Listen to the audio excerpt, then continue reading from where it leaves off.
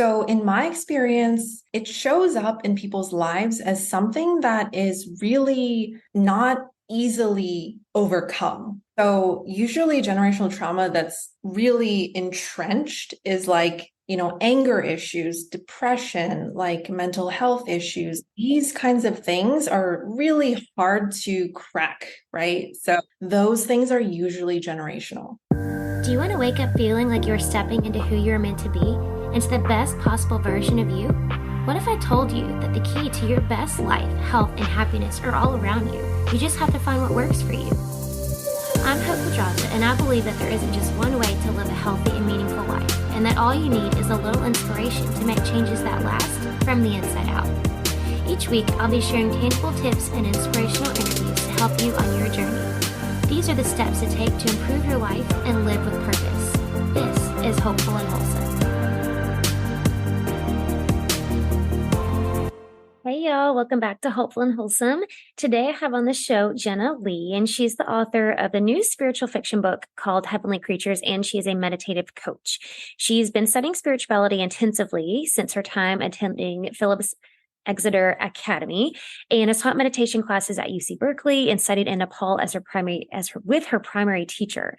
And she is an expert in overcoming generational trauma, improving inherent confidence, and enhancing relational EQ. And we are talking all about generational trauma today, what that looks like, how it impacts your life, how we overcome it, and how meditation can play a part of this. And really, I think we've talked about trauma in so many capacities on this show, and this is an area of trauma that we haven't really dove into. And it's something that I think is often overlooked, or maybe not talked about enough. And there's a lot to this conversation. And so Jenna's going to take us through what that looks like and how we can heal. Let's jump in. All right, y'all, let's jump in. I'm here with Jenna, and we are talking all about generational trauma.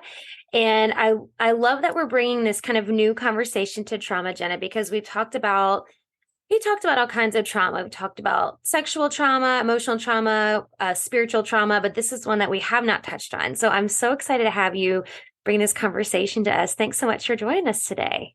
Yeah, thank you so much for having me. I'm excited. Yeah, me too. Me too. And I think this is such a big one that a lot of times we don't touch on. We're talking about like healing from trauma. So can you just start out? I would love for you to just kind of explain what you do and how you got into this realm of honing in on generational trauma. I'm going to start with my story because I think that's going to help answer that question best. Yeah. But when I was 17 in high school, I started my spiritual journey. I basically had like a kind of awakening when I read the word truth in the Quran. And it really set me on this journey of like, what is the truth? And also it set me on a journey of healing. So I had a lot of, as a Korean American, I had some generational trauma that I was dealing with. And I used spirituality and Buddhism and, YouTube videos on therapy, things like that, going to a therapist, like all those modalities to heal from my own trauma. And then I basically changed my entire life. And from that, I realized I could help others do the same, because it's such a shame to see people kind of being kept down by the weight of their, past and things like that. Yeah. Not living up to their full potential. Yeah, no, I love that. What a perceptive thing for a teenager, for that to trigger you as a teenager. Like, what is truth? Like, I don't know many teenagers that are thinking like that. So that's amazing to me that and let me ask you that. I want to dive into that because that was a little bit of a mind blown thing for me. Like, oh my gosh, as a teenager, I don't think I was thinking about that. So what was there, do you consider yourself an old soul, or have you always been like perceptive and kind of diving into like why, and were you always like that even before that moment? I wouldn't say I considered myself an old soul, but I definitely felt like when I was looking at my parents when I was a child, I would think like, oh, they're kind of immature. Sorry, mom and dad. But I was just like, why do they need to be like that? Like, yeah. So I definitely had that. Yeah, that makes sense. That makes total sense. So for those who and some people listening may be aware, like for you, like you, where your ancestors are from, like you already had this knowing, like I know I'm dealing with generational trauma, right? As a Korean American. For Mhm. those that maybe they've never thought about generational trauma, or they've never thought that that would be a part of their past, or is there anything that people might see like showing up in their life that could give indication that they have this and this is maybe something they haven't dove into yet? Yeah.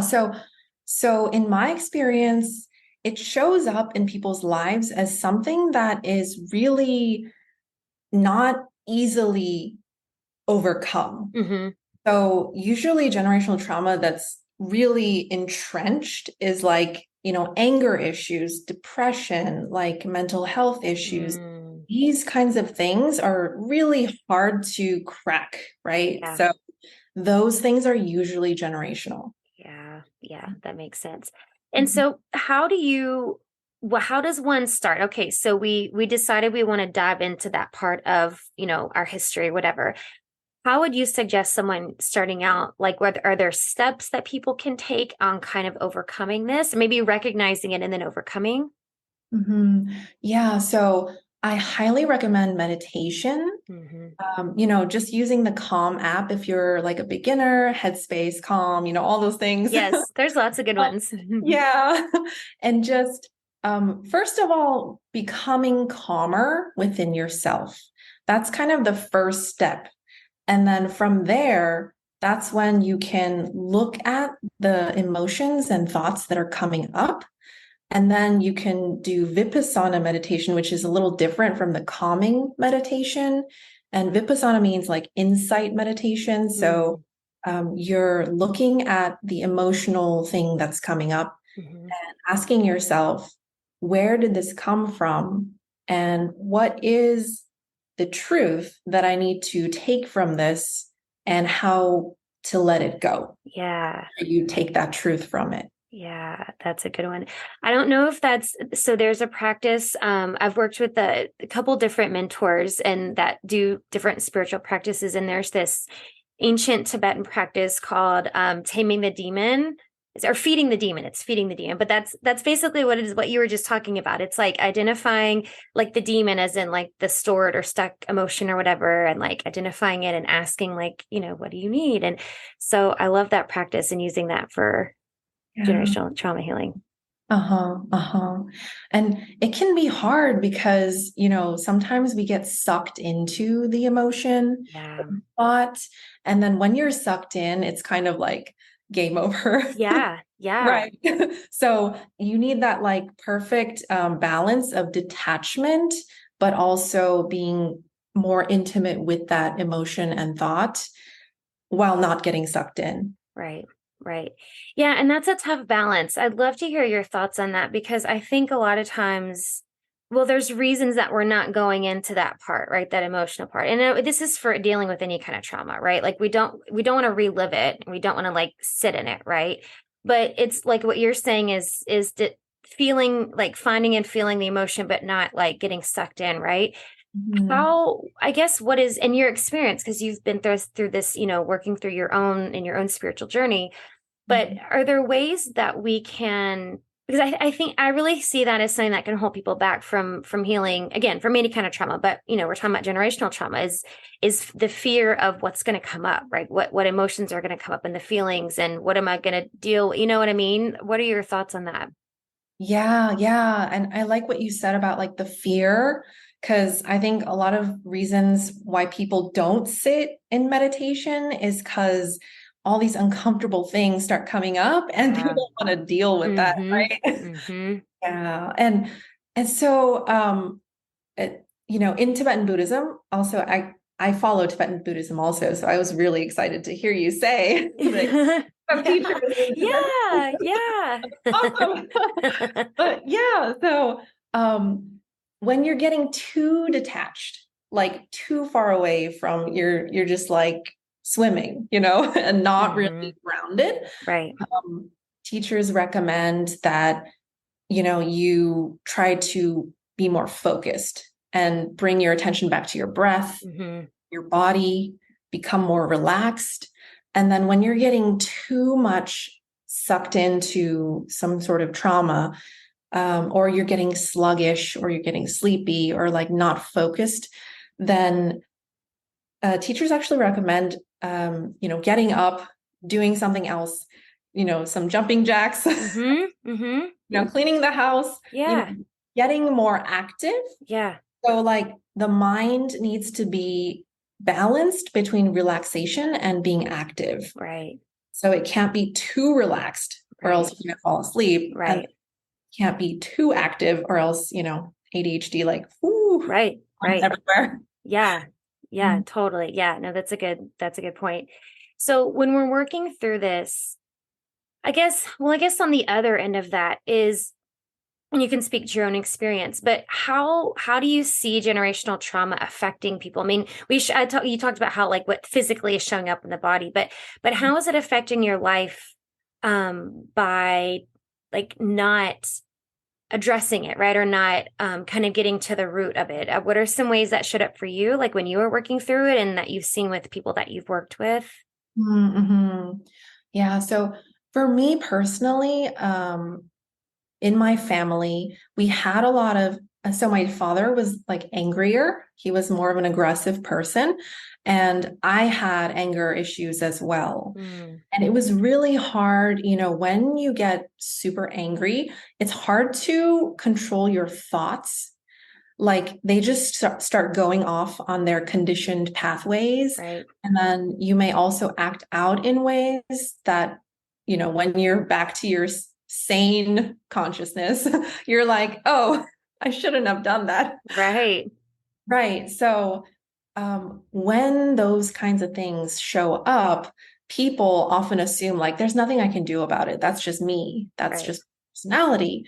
But actually, it's not. Like you can really change it if you go deep enough into meditation. You can make those entrenched patterns malleable and you can change it. So I'd say trauma shows up mostly as like a stuckness, like wanting to achieve something, but not being able to do it, like wanting great relationships, but not being able to have those.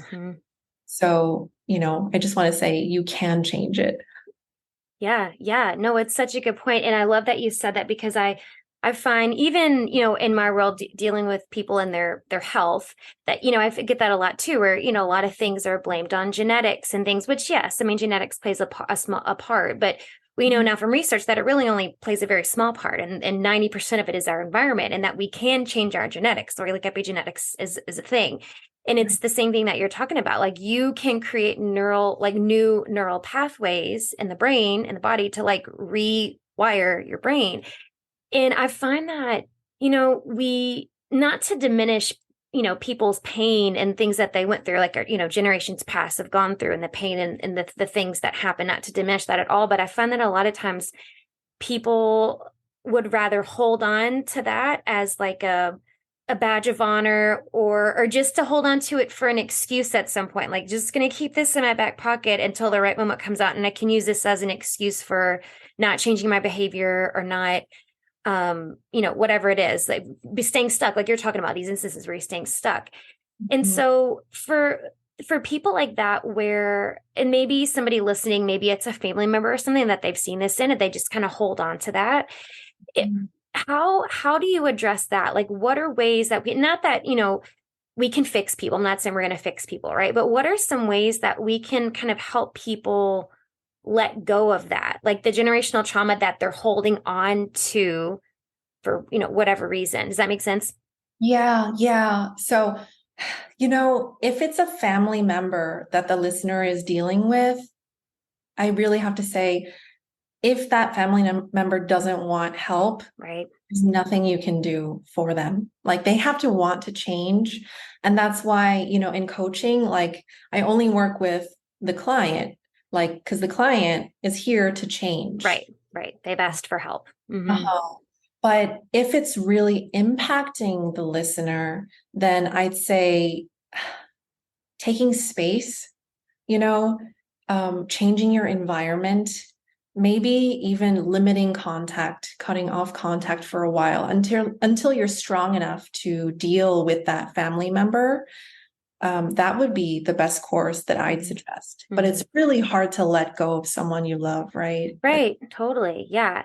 And then what about for someone who maybe that's the situation they're in? They recognize that they're holding on to this and they don't want to let go of it. What do you recommend for them?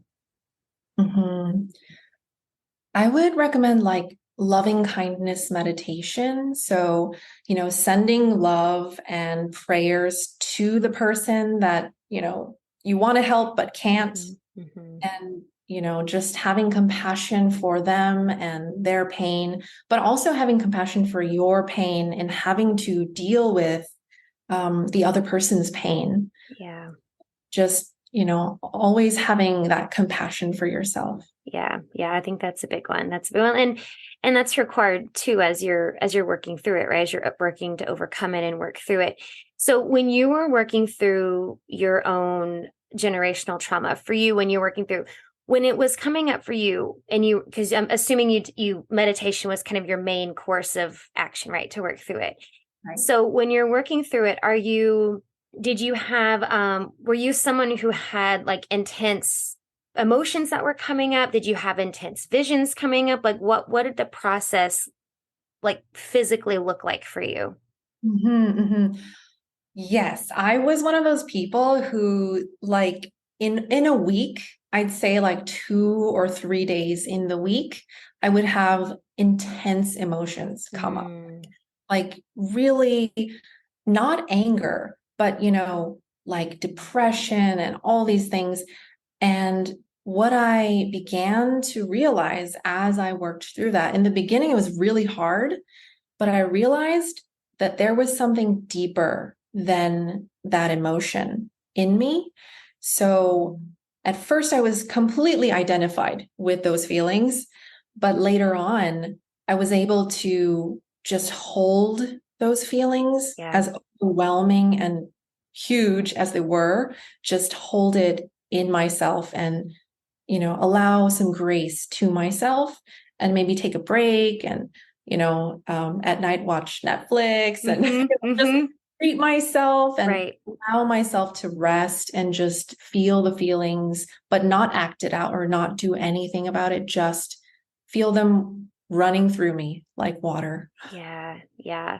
That's so important. I find that I had a conversation with a client the other day. I have her like working through this process of we're kind of uncovering some root causes of like self-worth and worthiness and stuff. And so she's working through some different journaling prompts and stuff. And, she's going back to kind of doing some inner child work, right? We're going back to these things when it showed up when she was a kid. And we had a conversation the other day and I told her, it's not like, I am sorry, I was not clear with my instructions, because she was like, well, I was working through it and I got to around middle school and I needed a break. I'm like, girl, you don't have to write your whole life in one night. Like, take a break. Your mind needs some space. So I'm glad that you brought that up. Like, give yourself a break. Like, you don't have to feel all the things all at once. Like, that's a lot for your body to handle. So I like that you mentioned that, like, go do something else, step away, give your body and your mind a break. Yeah. Like, you don't have to feel it all right now.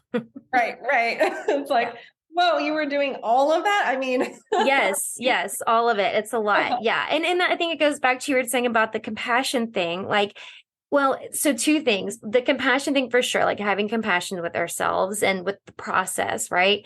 But then two, I think sometimes we get caught up, and this is a different client of mine. She's kind of working through some similar things, but for her, the things that are coming up are like, it's bringing up like judgment. Like all she feels is just like judgment for herself for feeling the things. Like the emotions are coming up. And that was kind of my thing where I'm like, be with the emotion, feel the emotion. But then all she just feels is like judgment for herself or for the situation or whatever. So I think sometimes it's hard. And like to go back, we were saying at the beginning, people get scared because they don't want to feel the things, right? And this is kind of a thing where it's like they start to feel.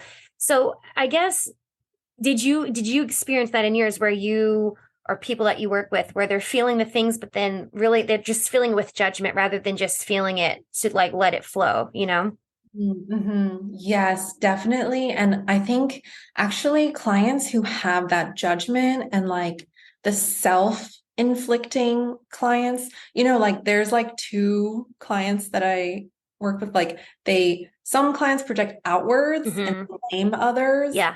And then some blame themselves, Right. judge themselves, and, say these mean things. Yeah. And the second client is the harder one to work Yeah. Yeah. with. Totally. Yeah. Yeah. Yeah. And so I personally didn't deal with that, but with a client who does deal with that, I have to be extra careful to never judge them. So for me to never judge them, Right. to never be like, well, or get impatient, or Right. because usually a client like that has experienced only judgment from people in their lives, and that's why Right. they don't know how to self-talk in Mm-hmm. a compassionate way. Mm-hmm. Yeah.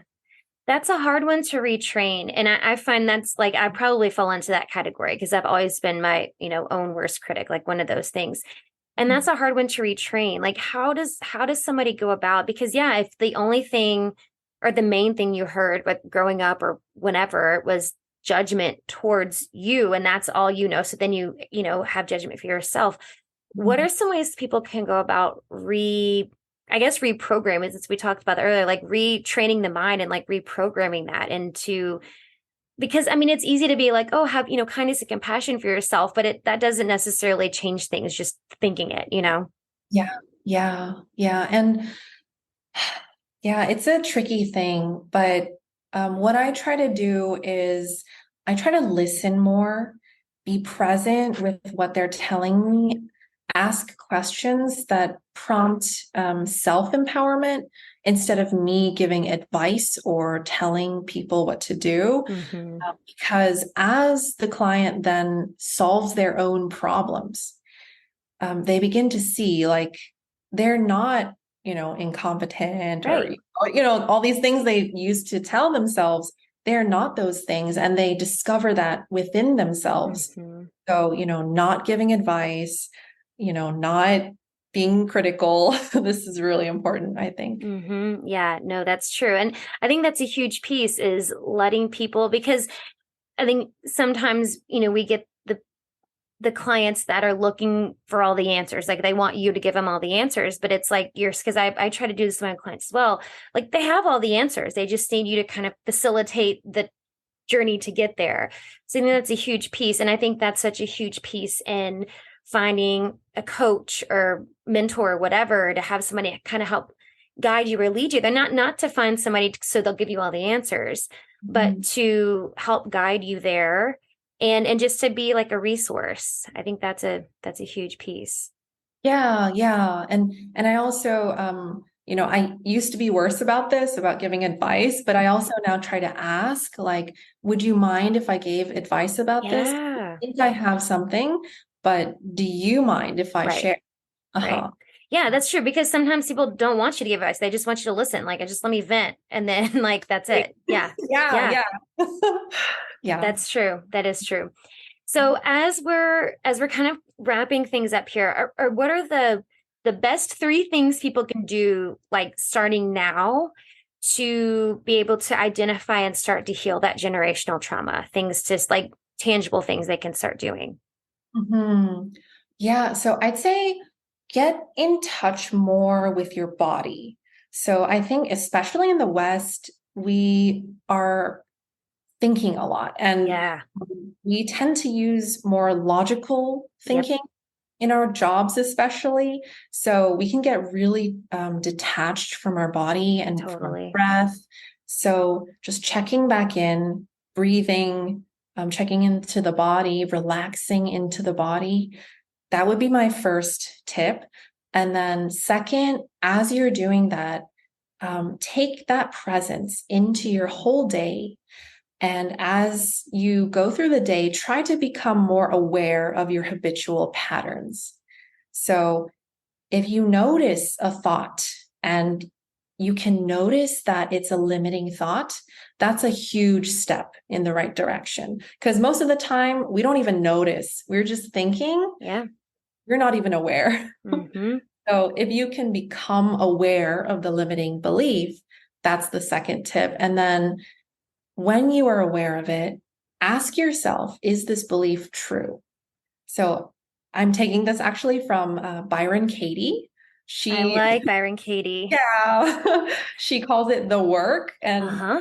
it's like a lot of spiritual teachers teach this, but ask yourself, is this true 100% of the time? And then you can begin to see like this belief is true in some cases, but not others. And then you can question that belief and reframe it. So instead of saying like, oh, I'm so stupid or something, then you can say, you know, I made a mistake, but I can overcome this and I can be more aware next time and, you know, try to minimize these mistakes. Right. Thinking in more productive ways. Yeah, I love that. Such good tips. Thank you for those, Jenna. Those were great.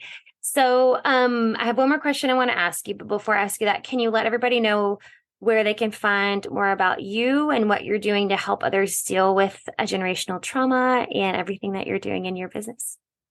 Yeah, thank you. Yeah. Okay, so you can find me at jennalotus.com, and I have a coaching program called Embrace Your Brilliance, and it's an 8-session coaching program with unlimited email support and extra Zoom sessions in between our 8 sessions if you need it.